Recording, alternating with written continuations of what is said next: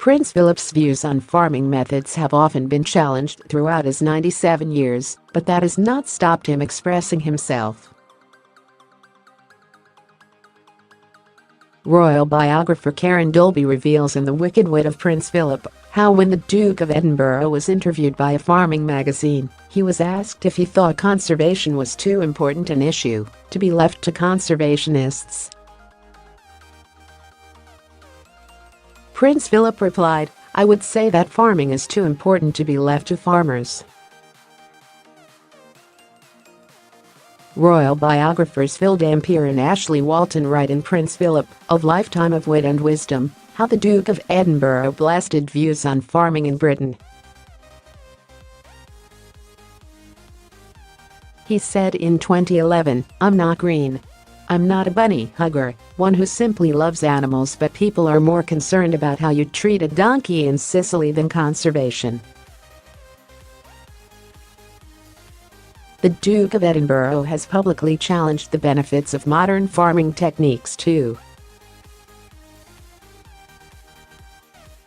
In ITV's Fly on the Wall documentary The Duke, a portrait of Prince Philip, he argues that there is no absolute certainty that modern farming is quite as useful as it sounds.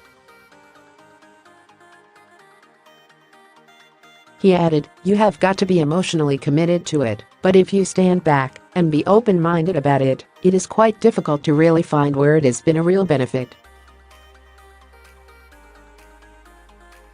In an interview for Shooting Times in 2009, the prince was even more critical of modern farming practices. He said, "They are constantly trying to produce cattle that will produce more milk and less cow, like a hat rack with an udder attached. They can't really go on making such a travesty of an animal. There must be a limit to this." Even more ridiculous is the fact that milk is actually cheaper than bottled water. It seems quite bizarre to me. At a Diamond Jubilee Garden Party at Buckingham Palace in 2012, Prince Philip discussed continental cattle with a farmer. Royal writer Ms Dolby claims the Duke grinned before commenting on European beef, saying, "Oh, that awful tasting thing." The Queen's husband has always had a deep interest in the environment and the conservation of nature.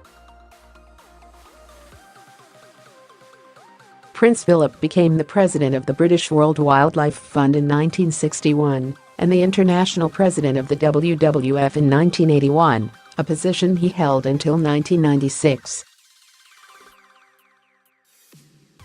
The prince has participated in saving many endangered species including the panda, snow leopard and the black rhino.